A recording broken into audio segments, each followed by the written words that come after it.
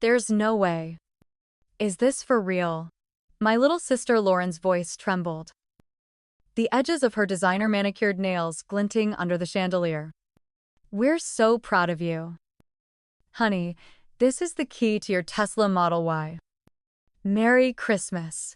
My mother's voice echoed across our sprawling Boston living room. Every syllable meant to be heard by the family members crowded in, and by the thousands watching Lauren's TikTok live stream. I was standing in the corner, my name barely mentioned, my arms full of neatly wrapped gifts I'd carefully chosen for each family member. And in return, my mother pressed a tiny pink piggy bank and a crisp $1 bill into my hands. A little something to help you save for your first home. Sweetie, she said brightly, as if she hadn't just gifted my 27-year-old influencer sister a $70,000 electric car for the whole world to see. The chat on Lauren's phone was exploding. People sent heart emojis, congratulating her, asking for a tour. Lauren shrieked, jumping up and down. Her boyfriend, Jake, filming every angle for Instagram stories. The moment was everywhere. Already a viral sensation. Meanwhile, my own special gift sat cold and silent in my palm. I glanced around at the expectant faces. Some aunts nodded awkwardly, avoiding my eyes. I'm Emily Brooks. I'm 33. A lawyer in Boston. And for as long as I can remember, I've been the responsible one in the Brooks family. The background character. The fixer. The one who always made the smart, quiet choices so everyone else could shine. I didn't realize it yet, but this Christmas would be the last time I played that role. If you've ever watched someone else get everything you wanted, not just the money or the cars, but the respect, the pride, the unconditional love, while you're left holding $1 and a ceramic pig, then you know exactly how I felt. But what nobody in that room knew, not even Lauren, not even my parents, was that I'd been collecting evidence. Years of emails, texts, and paper trails that proved I wasn't crazy, that the golden child treatment was real. And I promise you, what I did next would change everything. I didn't yell. I didn't break down. I just made a decision that night that would end up destroying their public image, flipping our family's perfect story inside out. My revenge wouldn't be loud, but it would be final. Before I tell you how I turned that piggy bank into a weapon, let me know in the comments, have you ever been treated like the background in your own family? Hit like if you know what it's like to watch someone else open the dream gift while you get leftovers. Now, let me take you back to where this all really began. Because the story didn't start on Christmas morning. It started decades ago, in a home where I was always expected to give, while Lauren was always expected to receive.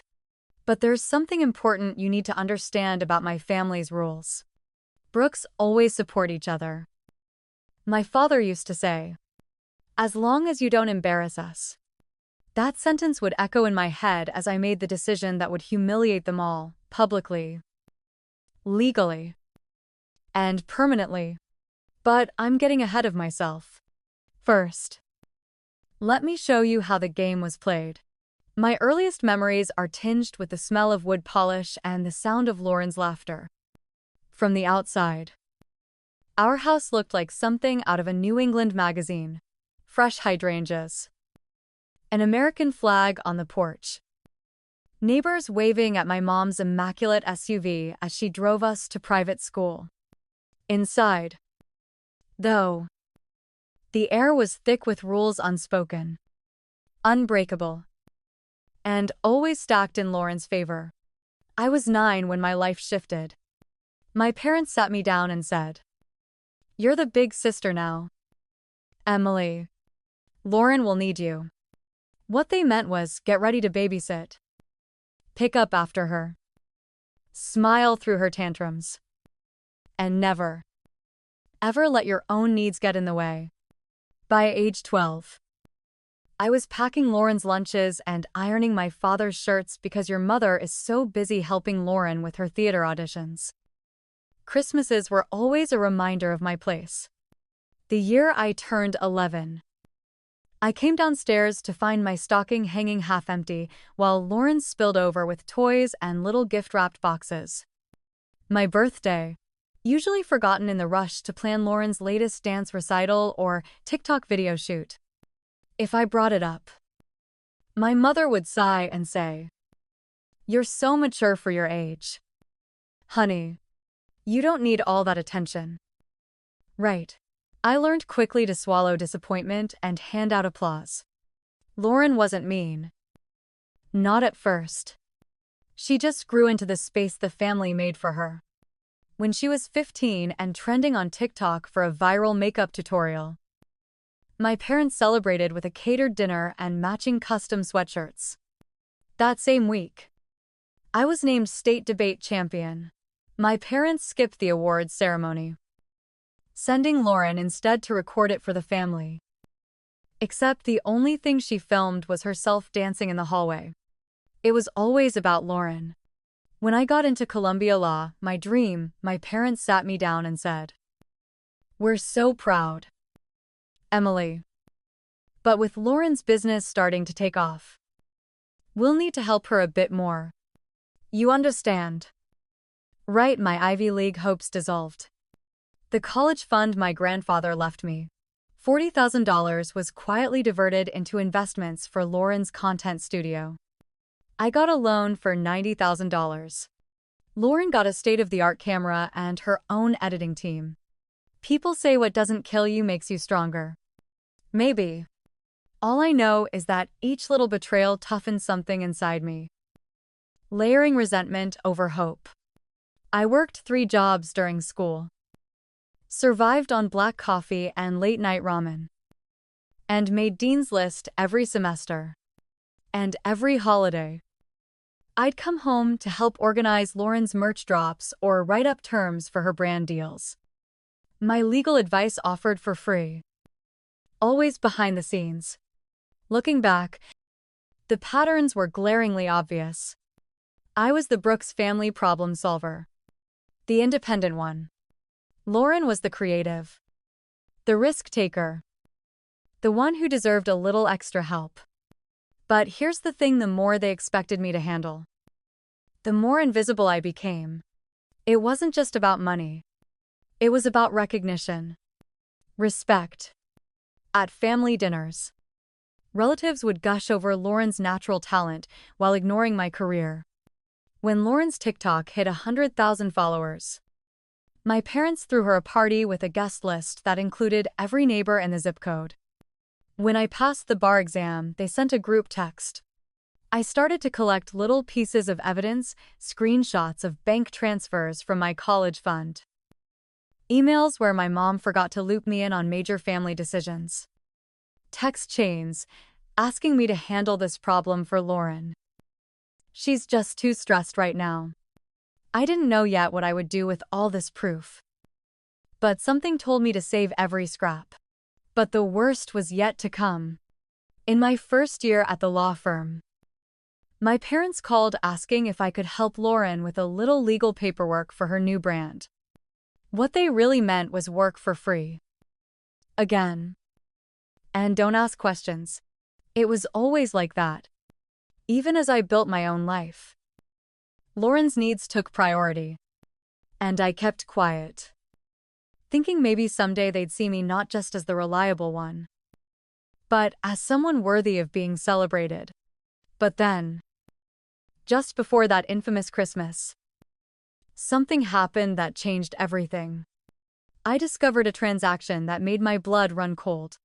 My parents had withdrawn $30,000 from a scholarship fund I'd set up for low-income students without telling me and funneled it directly to Lauren's TikTok ad campaign. That was when I realized it would never stop. Not unless I stopped it. And that Christmas, when the piggy bank landed in my lap, I knew exactly what I had to do. You never really see the last straw coming. It's always smaller. Quieter. A sharp sting rather than a crushing blow. For me, it arrived on the heels of a year I should have felt proud of. After grinding for nearly a decade through law school. Mountains of debt. Endless billable hours. I'd just been promoted to associate partner at my firm. In Boston's legal world. That's a big deal. Especially for someone with no family connections greasing the way. But the night I called home to share my news, my mother barely paused before asking, "Emily, could you help Lauren copyright her new brand? She's overwhelmed." That was it. No congratulations. No pride. Just another errand for the golden child. My father chimed in. Don't forget. Family always comes first. Lauren needs you more than ever. Family events became exercises in erasure. Every birthday. Graduation. And just because dinner revolved around Lauren's milestones, she landed a deal with a big-name beauty sponsor. We threw a backyard bash. She wanted a studio upgrade. My father remodeled half the house for her. I was the event planner. Legal counsel. Tech support. And when things got tricky, the scapegoat. I once tried to bring a boyfriend home for the holidays. But within 10 minutes, my parents had him recording Lauren's unboxing video for her new makeup line. There were little humiliations. 2. Lauren once accidentally called me the help on a live stream. My mother laughed.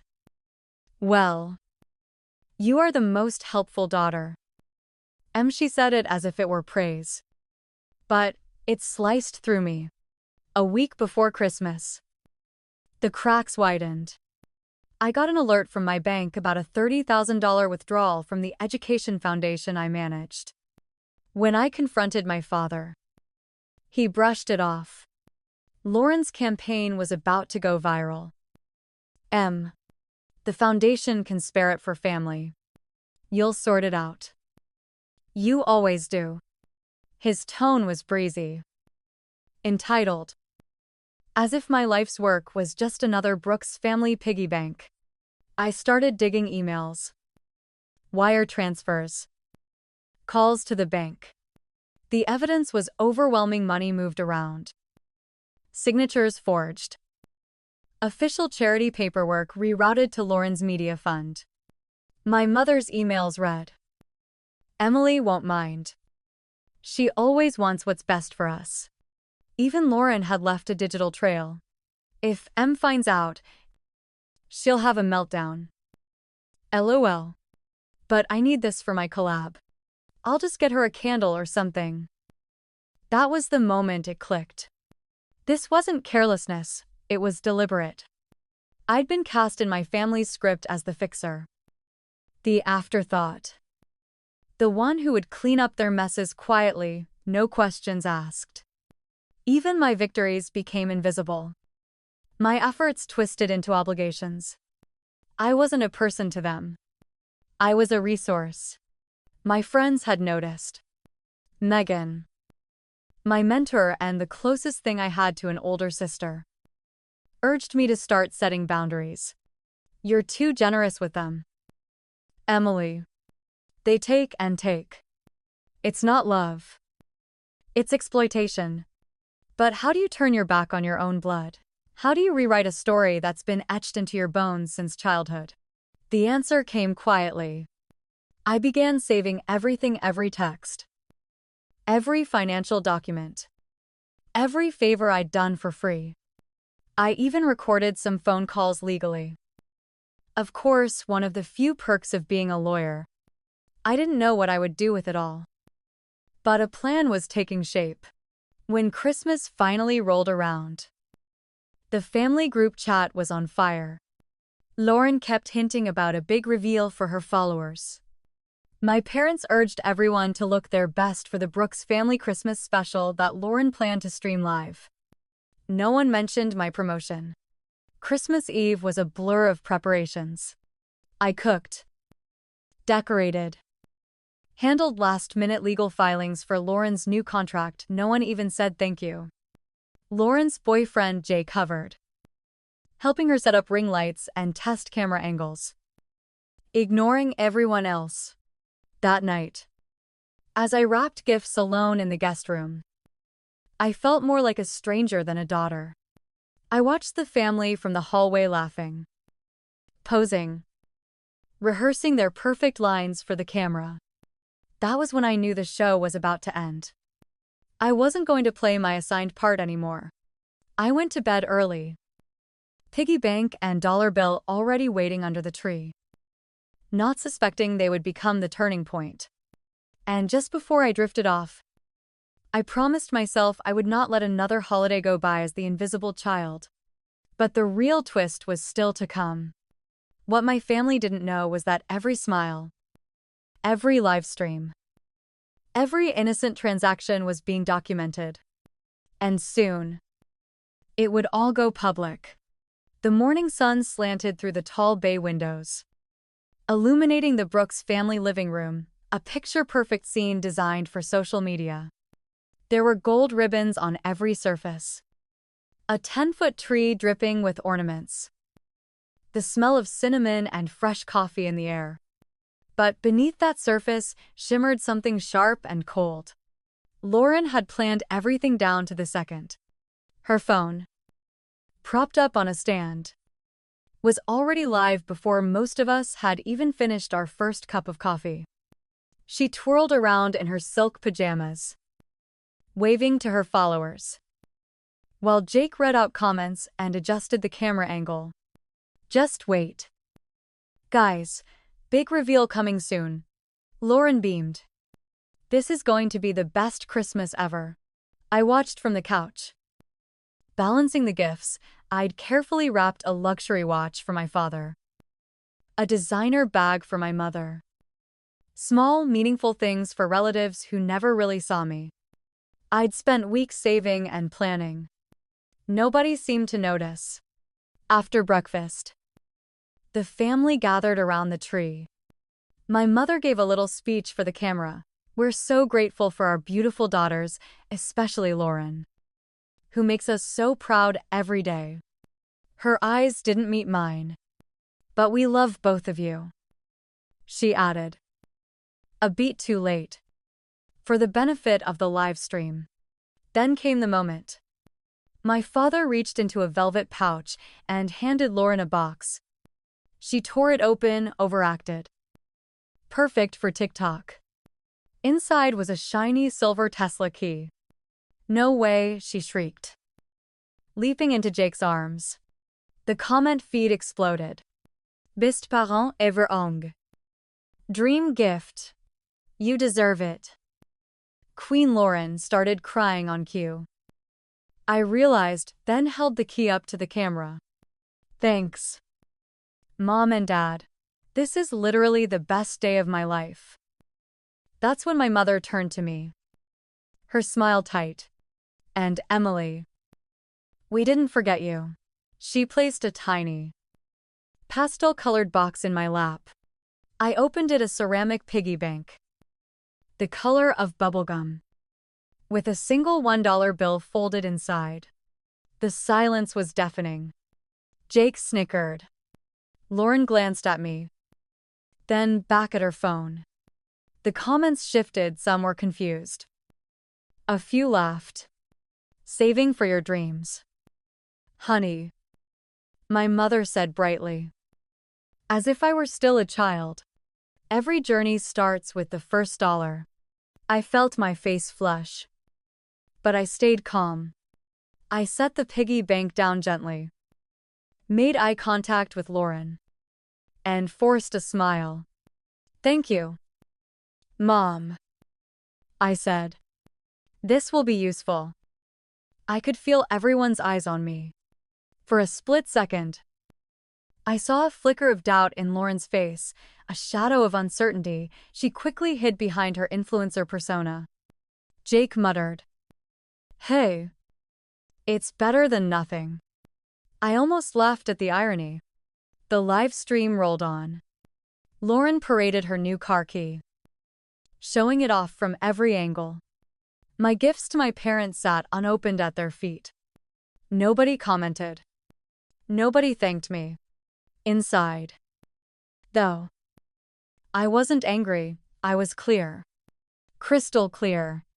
I realized, at that moment, I'd finally run out of excuses for their behavior. No more rationalizing. No more swallowing pain to keep the peace. I slipped away from the party, piggy bank in hand, and found a quiet spot in the house. The pink ceramic felt strangely heavy. I took a deep breath, letting the humiliation settle. But I knew something nobody else did. I wasn't powerless anymore. All the evidence I'd gathered, emails, bank transfers, legal documents were waiting, ready to be used. Before returning to the living room, I sent a single text to Megan. "It's time." She replied immediately. "You know what to do. I'm here." I walked back in, watched as Lauren filmed another candid hug with my parents, and realized the distance between us wasn't just emotional anymore. It was public, financial, viral. But what they didn't know was that the very tools they'd used to erase me, social media, public image, money, would soon become their undoing. You see, revenge doesn't have to be loud. Sometimes, all it takes is perfect timing, airtight evidence, and the will to walk away. And Christmas was only the beginning. After the party, the Brooks house was a flurry of excitement for Lauren. Her phone buzzed nonstop. News of the Tesla and the viral Christmas made it onto a local Boston lifestyle blog within hours. Relatives texted congratulatory messages, not to me, but to Lauren and my parents. My own phone was quiet, save for a single text from Megan. "Let's meet." We met at a coffee shop in Cambridge, the air outside sharp with winter. Megan slid a folder across the table, my insurance file. We called it. For months, she'd helped me collect and organize every piece of evidence. Inside were screenshots of bank statements showing money being funneled from the foundation to Lauren's ad agency. There were emails from my mother, requesting signatures in a hurry, always for Lauren's benefit. There were even a few voice recordings taken with full consent. Since Massachusetts is a two-party consent state, where my father explained, "It's just family money. Emily, you'll sort it out. You always do." Megan's voice was calm, steady. "You know, Emily, you don't owe them silence. This is financial abuse, and you have enough to make them answer for it. The law is on your side." I stared at the stack of evidence. Years of betrayal, documented in black and white. "I'm scared, Megan. If I go public, it's going to get ugly. They'll smear me, say I'm ungrateful, crazy." She leaned forward. "You don't have to do it alone. And, honestly, you're not alone. Family scapegoats everywhere are waiting for someone like you to show them it's possible." That night, back in my apartment, I joined Reddit for the first time and found the Amethyst Hole community. I typed out my story, no names, no identifying details. I attached screenshots of the transfers, the emails, even the Christmas morning video Lauren had proudly uploaded. I posted it at 2 in the morning, expecting nothing. By sunrise, it had exploded. Tens of thousands of upvotes, hundreds of supportive messages. A moderator, Valerie, reached out to verify my story, offering advice on how to anonymize sensitive details if I wanted to take things further. What I hadn't expected was the wave of validation. Strangers told me they saw themselves in my story, people who'd been ignored, used, erased by their own families. The most popular comment read, "You're not the problem, Emily. You're their solution. And they can't stand it." The post started spreading. A legal advice subreddit picked it up. Then a finance channel on TikTok did a react video. Someone even emailed me a link to a local journalist covering family exploitation and viral holiday scandals. My family noticed quickly.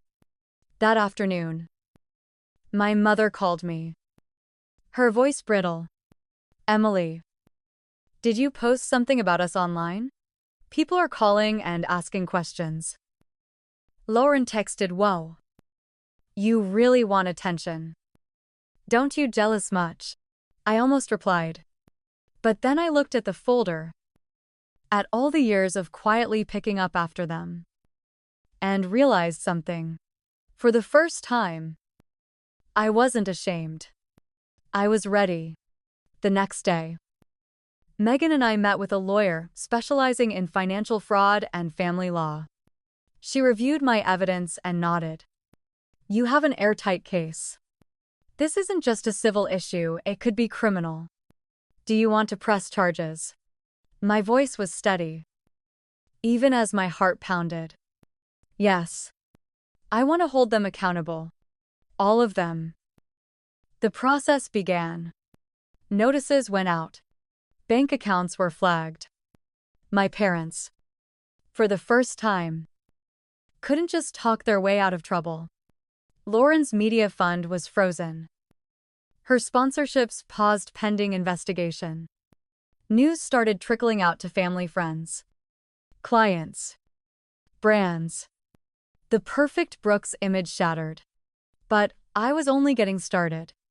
For every comment calling me dramatic or cold, there were 100 more cheering me on. For the first time, I could see my future, not as the fixer, but as someone finally free. And the best part, I hadn't even raised my voice. The investigation moved faster than I imagined. By New Year's, the Brooks family had become the talk of not just our neighborhood, but of online communities across the country. Every move my parents and Lauren made was watched, dissected, and sometimes mocked. For years, I had watched them curate every detail of our family's image. Now, the same spotlight was exposing the rot beneath the shine. Lauren was the first to crack. Her management agency reached out, temporarily pausing all campaigns and sponsorships while they awaited clarification about the allegations swirling online. Several major brands quietly dropped her, afraid of being dragged into a financial scandal. For someone who had built her entire self-worth around attention and adoration, the sudden silence was devastating. I saw it on her Instagram stories. She tried to act unbothered, but the posts grew fewer, the smiles brittle, the comments less forgiving. My parents called constantly at first, their messages ranging from pleading to outright threats. "Emily, take it down." My mother begged. "You're destroying your sister's career, your father's business. For what? Some old grudge." My father left voicemails dripping with fury and disbelief. "You're making a mistake. You'll regret this. We're family. You don't do this to family." But I did. And I was ready for their pushback. Megan made sure I never responded alone every call. Every email was saved. Every meeting documented. The lawyer was relentless, sending official letters, demanding restitution and a public apology, even notifying the IRS about the missing charity funds. I sat in meetings, my voice calm, every document perfectly organized, every accusation backed up with evidence. I didn't need to scream or threaten. The truth did all the work. The story kept spreading. Valerie, the Reddit moderator, helped me post go mega viral. And soon I was invited onto a podcast about family justice. I shared my story, focusing not just on what my family had done, but on the systems that let people like me fall through the cracks. Scapegoats aren't born, I said. They're built by families who refuse to see them as anything more than a safety net. The public humiliation was inescapable for my parents. Their charity lost donors. My father's business partners called for audits. Some extended family sided with them at first. But as more evidence surfaced, most quietly stopped returning their calls. Lauren tried to come back with a tearful apology video. But the comments were ruthless. What about the scholarship money? Will you pay Emily back? Funny how sorry you are now. Her attempts at damage control just made things worse. Through it all, I stayed quiet. No angry rants. No dramatic posts. When I walked into work, people nodded with respect. Good for you, a senior partner told me. Took guts to do what you did. Not many people have the strength to stand up like that. Behind closed doors, I finally breathed. The piggy bank and that lonely dollar sat on my new apartment's bookshelf, a reminder of everything I'd survived and everything I was finally reclaiming. My revenge hadn't been loud, but it had been thorough. Careers ruined, reputations lost, money returned. But most important, the story no longer belonged to them. It belonged to me. The weeks after the legal showdown were strangely quiet. For the first time in my adult life, my phone was not buzzing with family demands, guilt trips, or frantic calls to fix the latest disaster. The Brooks family group chat once a flood of messages about Lauren's next big launch or my mother's party planning was silent. Even the relatives who'd once flocked to our holiday parties had grown distant, their loyalties shaken by the evidence and public scrutiny. Lauren disappeared from social media for weeks. Her last video, as shaky, tearful apology, was ratioed by thousands of skeptical comments. Sponsorships and collaborations that had seemed rock solid evaporated overnight. I later heard through a mutual friend that her manager advised her to lay low until the news cycle moved on. But in the world Lauren had built, disappearing was worse than any criticism. For someone who had lived for the next wave of attention, the silence was its own form of punishment. My parents faced consequences that cut deeper than they ever expected. Their charity was audited. Their business lost clients. And their reputation in Boston's tight-knit social circles was irrevocably stained. There were no more invitations to the galas or charity auctions they loved. For a family that had prized image above all, the public humiliation was unbearable. Meanwhile, my life slowly transformed. Megan and I met regularly, not just to handle the fallout, but to plan the future. She introduced me to a network of lawyers and professionals who had their own stories of family betrayal, financial abuse, and quiet survival. I was invited to speak at a local law school about legal rights for family scapegoats. The first time anyone had asked to hear my story for my sake, not Lauren's. Not my parents', but mine.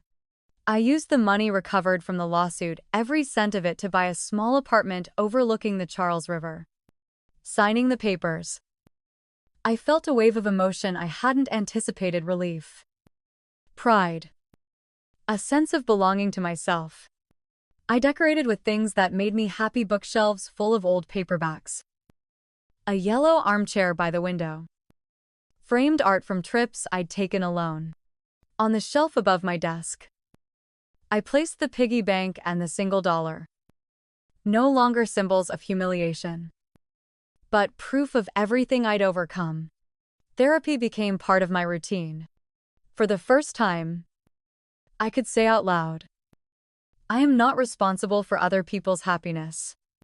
The old anxiety, the urge to check my phone, to explain myself, To fix things faded slowly, replaced by a stubborn peace.